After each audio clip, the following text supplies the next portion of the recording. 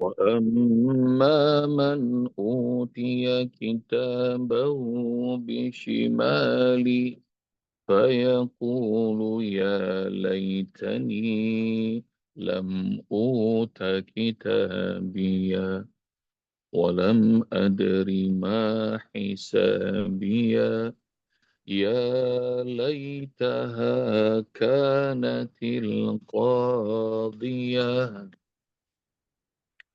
Allahumma arhamna bil Quran.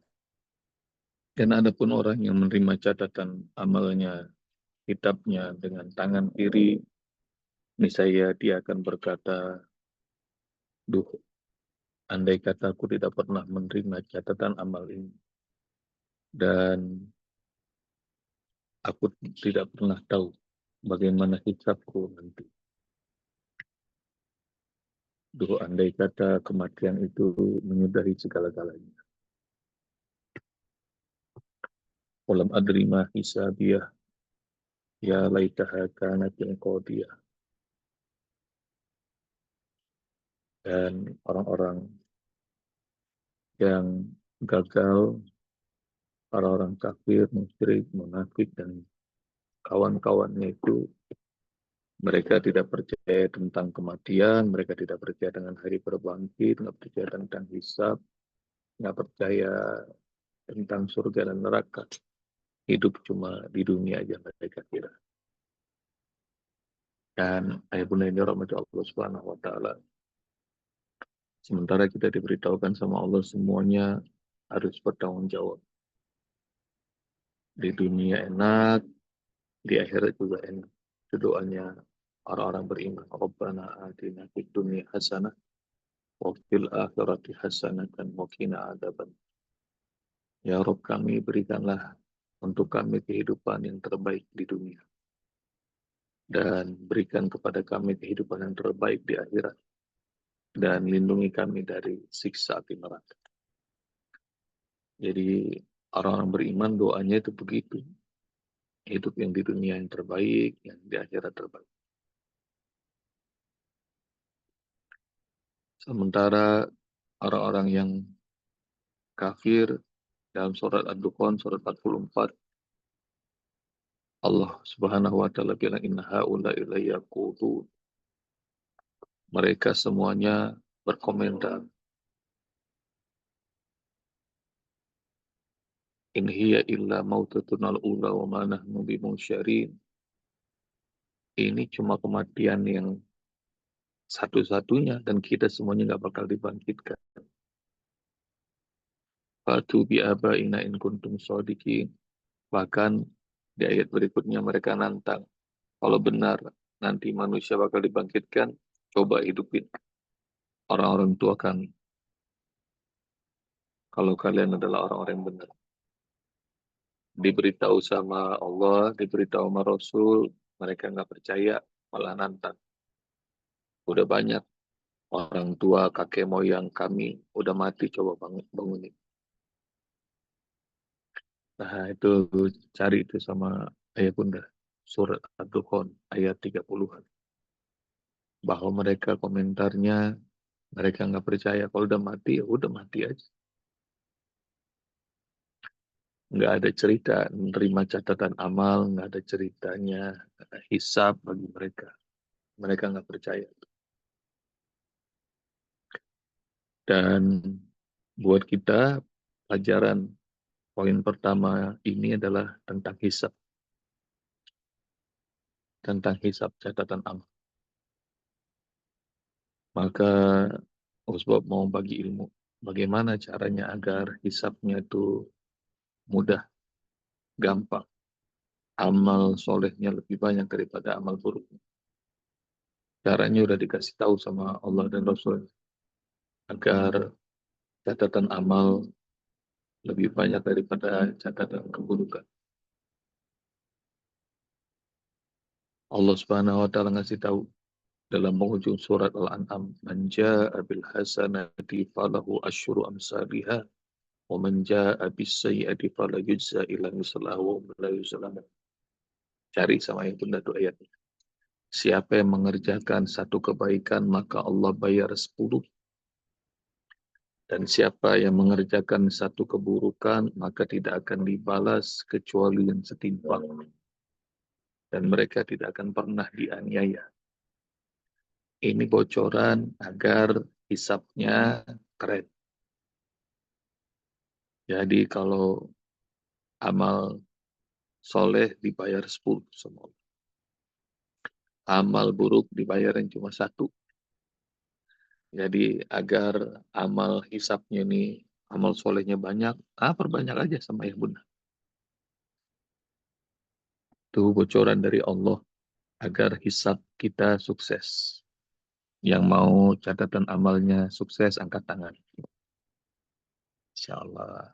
Nah, udah pada siap berangkat kayaknya. Allahu Akbar. Insya Allah. Yang kedua, dikasih tahu nih teknik dari Rasulullah SAW agar nggak tekor catatan amalnya. Rasulullah SAW bilang, wa'ad bi'isayyi'atal hasanata tampuha. Kalau terlanjur berbuat keburukan, bunda, maka iringi dengan kebaikan. Tampuha, karena kebaikan itu akan menghapus keburukan. Rumus dari Rasul. Kalau terlanjur melakukan kesalahan, terlanjur ngomong salah, terlanjur bertindak salah, terlanjur jadi kesalahan-kesalahan yang nggak disengaja, terlanjur memandang yang salah, terlanjur komentar yang salah, maka langsung cari amalan soleh apa yang bisa dikerjakan secepat mungkin. Minimal istighfar. Astagfirullahaladzim. Itu rumus. Kalau terlanjur melakukan salah, langsung ganti dengan kebaikan. Sebab tadi itu rumusnya. Kesalahan, 1 balasannya. Kebaikan, 10. Maka kalau langsung terlanjur mengerjakan salah, ganti dengan kebaikan, maka masih surplus 9.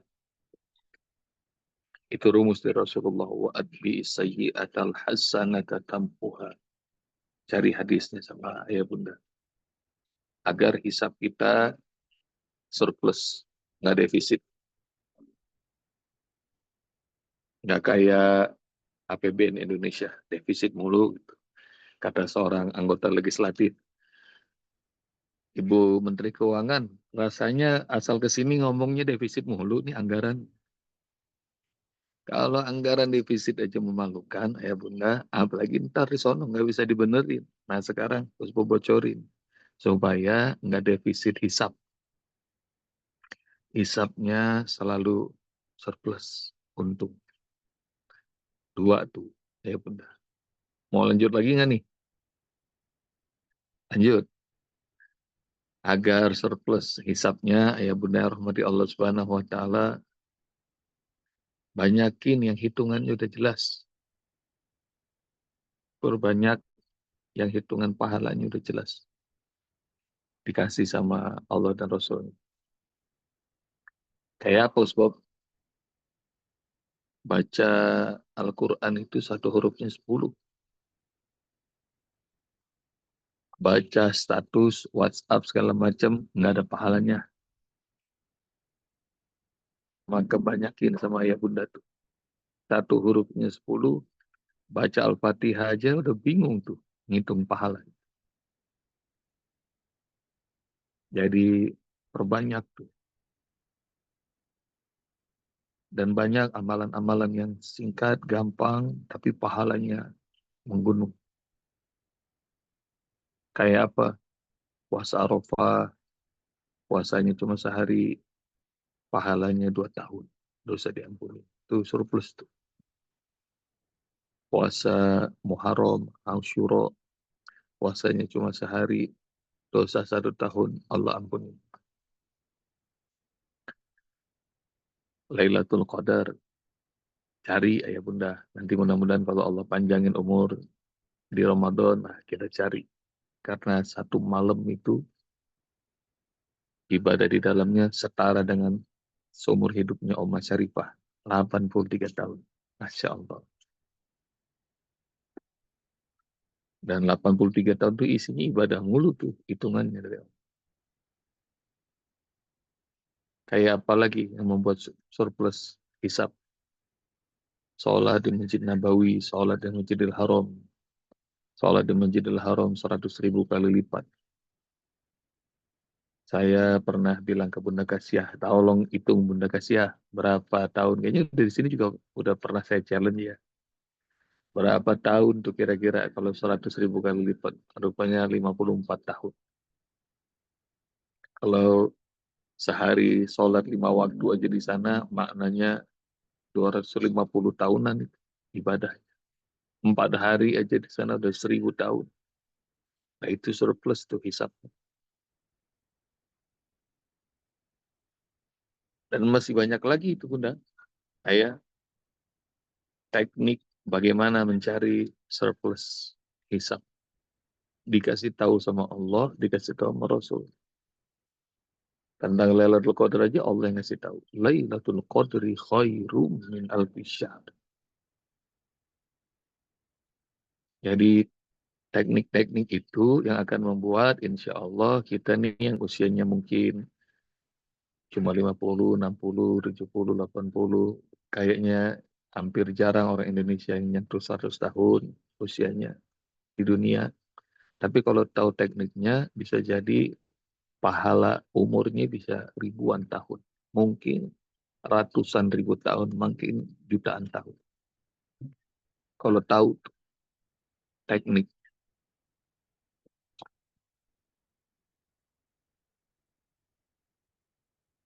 Jadi kumpulin sama ayah bunda bagaimana teknik agar surplus hisapnya. Dan orang-orang yang nggak percaya tetap nol. Gitu. Karena iman sama hari akhir itu terhadap hari akhir tuh taruhannya iman. Kalau tidak ada imannya, nol. Kita sudah bahas dalam surah Al-Kahfi.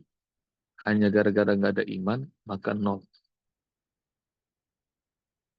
Bunyi ayatnya adalah wa fala nuqimu lahum yaumal qiyamati wazna. Mereka yang tidak beriman sama Allah Subhanahu wa taala, maka nggak bakal ditimbang amal hanya gara-gara nggak ada iman, nol. Langsung. Al-Kahfi ayat berapa tuh? Ya Bunda, kita sudah pernah bahas. Jadi, oh rupanya iman pada Allah disertai dengan iman hari akhir akan membuat, nah ini surplus hisab. Ini di Cianjur lagi gerimis nih, Alhamdulillah. Tapi suaranya masih jelas kan, Ayah Bunda? Jelas ya? Oke.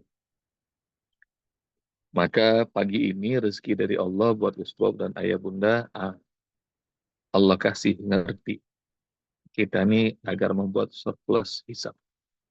Kasih tahu sama keluarga tercinta, kasih tahu sama sahabat-sahabat. Gampang untuk membuat hisap kita nanti surplus, nggak defisit, nggak tekor. Caranya udah dikasih tahu langsung sama Allah dan Rasul.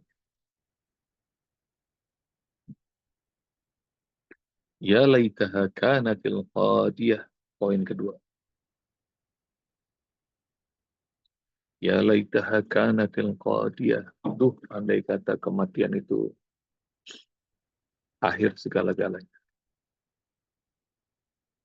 Ayah bunda, mati aja menakutkan buat mereka.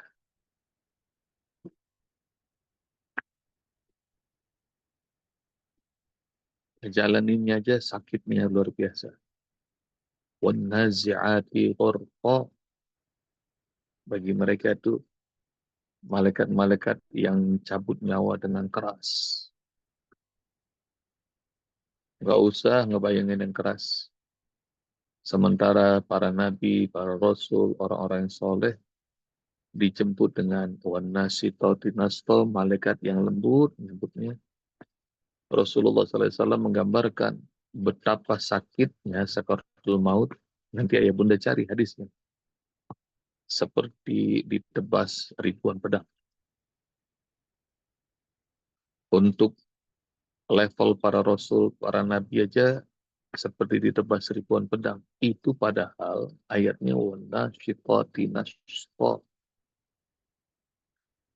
Bagi mereka, orang-orang kafir amat menyakitkan itu. Dan mereka berharap nggak ada yang lebih sakit lagi daripada kematian.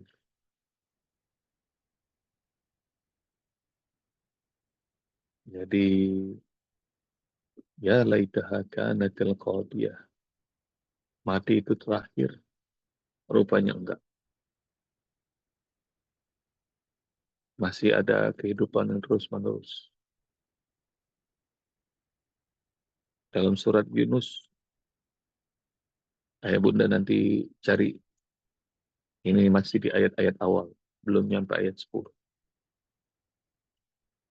Nalladzina la yarjuna liqa'ana wa radu bil hayatid dunya wa ma'annu biha walladzina hum an ayatina ghafilun. Ulaika ma'wahumun naru bima kanu yaksibun.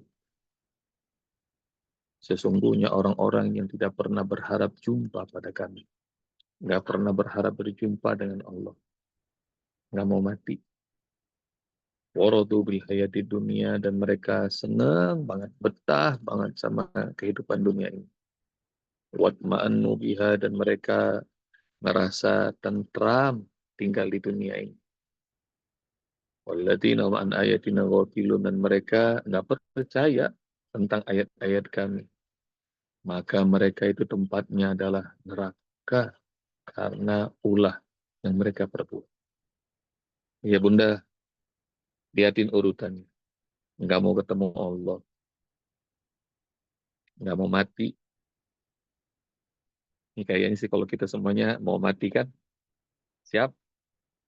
Terus yang kedua, sama dunia ini betah banget. Disuruh pindah kayaknya nggak berani. Ntar dulu sebab kalau suruh mati mah. Gitu. Jadi waradu bil hayati dunia, betah banget sama kehidupan dunia. Wat ma'annu biha, dan mereka ngerasa tentram. Terus nggak percaya sama ayat-ayat kan. Tempatnya neraka, kata Allah Subhanahu wa Ta'ala. Maka perjumpaan sama Allah itu adalah yang diharapkan oleh kita semua. Jadi harus jadi cita-cita. Jadi doanya Rasulullah. Jadikan ya Allah, hari terbaik kami adalah hari perjumpaan dengan. Jadi minta sama Allah, hari terbaik itu adalah hari menerima catatan amal dengan tangan kanan. Hari terbaik itu adalah wajah kita putih, berseri-seri, menatap Allah Subhanahu wa Ta'ala. Hari terbaik itu adalah Allah berikan ampunan kepada kita. Enggak seperti mereka yang mengatakan, ya laitaha kanatil qadiyah. Tuh, andai kematian itu yang terakhir, nggak ada lagi nih proses-proses yang panjang ini. Dan kematian itu dirancang ya, ayah bunda, dirancang oleh kita. Gimana cara ngerancangnya? Udah dikasih tahu tuh sama Allah, sama Rasul tuh. Bagaimana kematian yang terbaik tuh? Kematian terbaik adalah kematian yang membawa iman. Wa'bud rabbaka hatta ya'tiyakal yakin. Itu ayat terakhir dari surat apa nanti cari itu. Sembah Rabbmu, beribadah kepada Rabbmu hatta ya'tiyakal yakin, hingga mati yang menjemput itu dalam kondisi yakin. Jadi nggak sia-sia hidup, ujungnya malah bahagia. Dalam kondisi kita udah dibalut kafan, wajah tersenyum, bahagia. Nggak zong, nggak kecelek. Rupanya ngejalanin hidup berpuluh-puluh tahun. Oh, ujungnya salah. Jangan gitu. Ibadah pada Allah hingga mati pun dalam kondisi yakin.